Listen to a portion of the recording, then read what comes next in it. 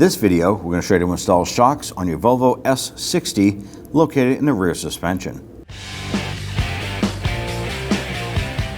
Using a 19mm socket, loosen and remove the lug studs.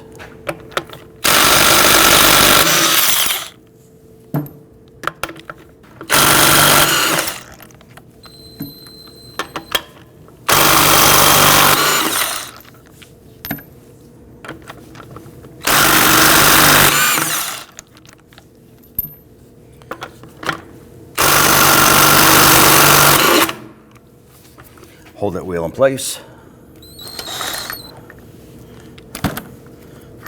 Then go ahead and grab that wheel and remove it.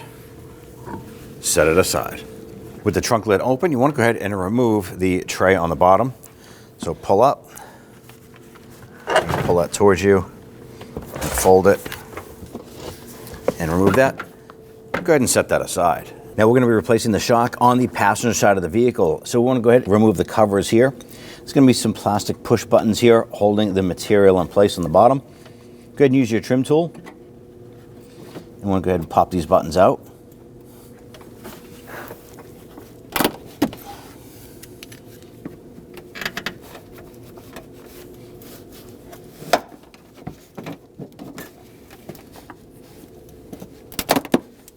Go ahead and set those aside. We're going to reuse those later. Up on the top here beside the backrest release, want to turn that counterclockwise. Pull this out.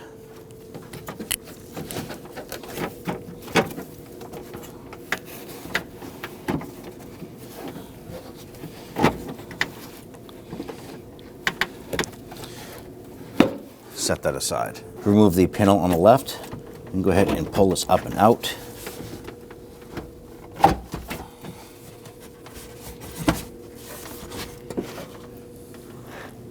This point here, you can just pull this off to the side, but what we're going to do is we're going to go ahead and release the backrest here. Going to pull that, and then we're going to pull that seat down. Now on the interior, right behind the back seat, you're going to find this little plastic trim piece. Use your trim tool, pop that out.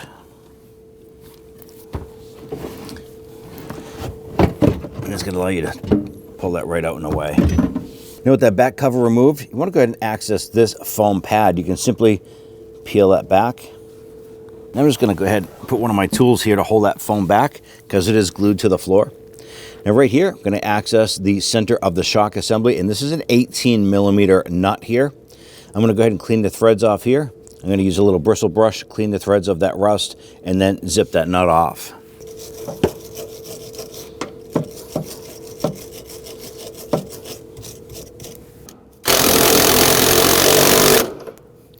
Now the nut itself is binding up a little bit on the rust. We're going to put some spray lube on this here and continue to work this until that nut zips off.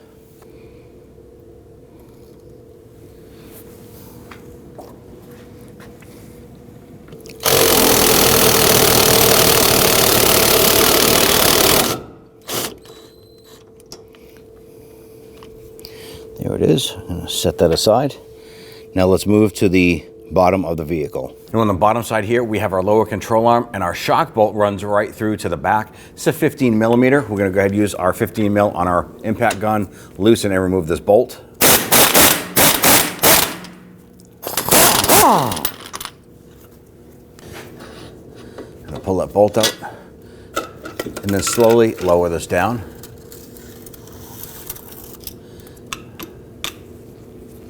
Before we install the shock, we want to go ahead and prime this. So what you're going to do is you're going to compress this all the way and let it expand. Do this about 3 times.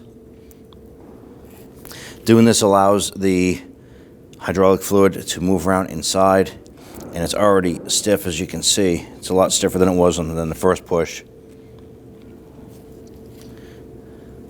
If you don't do this here, when you first start driving the vehicle, the first few bumps, you're probably going to hear a clunky noise, and it's going to sound like it's a bad shock or you left something loose. But chances are it's just that fluid making its way around inside the shock. Let's go ahead and install this. I'm going to go ahead and insert our shock up through the control arm, through the coil spring, and we're going to feed that stud up into the body. There it is. Line this up.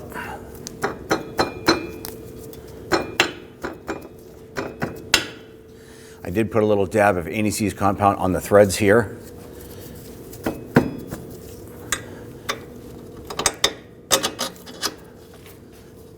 Go ahead and get that bolt started. Now we're going to zip that down with our impact gun, but we're not going to make it super tight.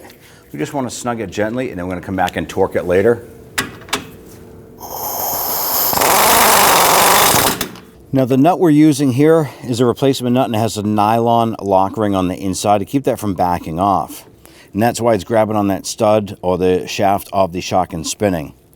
Simple enough. We're going to go ahead and use a number 6 Allen key right in the center. We're going to go ahead and stabilize that, and then use our wrench to go ahead and tighten this down. Now, yes, it's going to take us a little bit longer to do that, but that's just the process.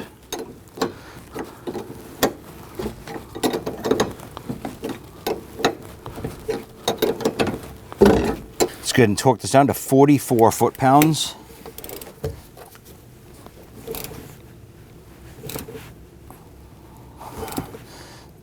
There it is. Pop that back over. Torque down the lower bolt to 77 foot-pounds.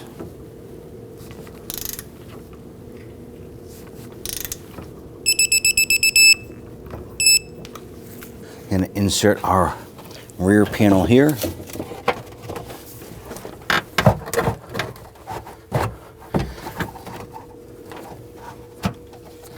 Let's go ahead and install that plastic clip up behind the seat. Let's go ahead and tuck this panel underneath. Make sure it's down behind the seat, then take that button and pop it in. At this point here that we have our plastic button in, we can now go ahead and fold up our back seat. Let's go ahead and install our other panel here.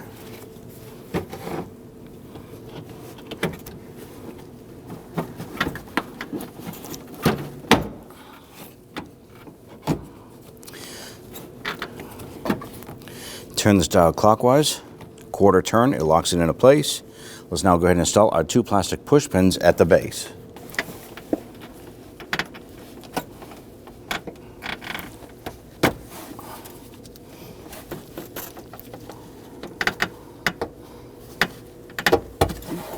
I like to go ahead and make sure that one of the stud holes is at 12 o'clock.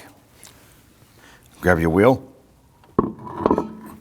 line that up at 12.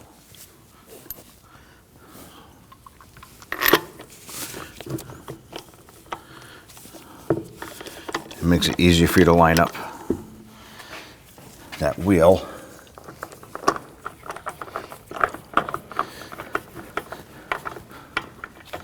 Just got to get one started here, and then we'll go ahead and just chase the other ones.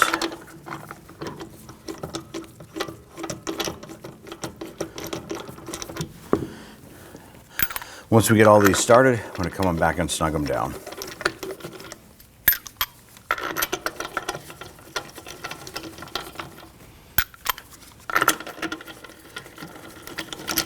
Now, when snugging these down, it's preferred to do them in a crisscross or star pattern.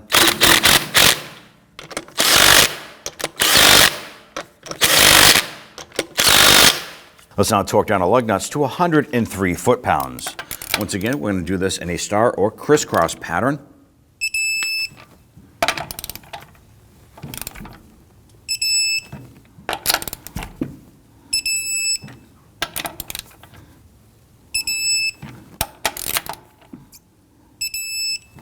And you're all set. When only the best will do, demand TRQ. The only company that lets you view before you do. TRQ is committed to offering the highest quality aftermarket auto parts that are engineered for peace of mind. Thanks for using and viewing with TRQ.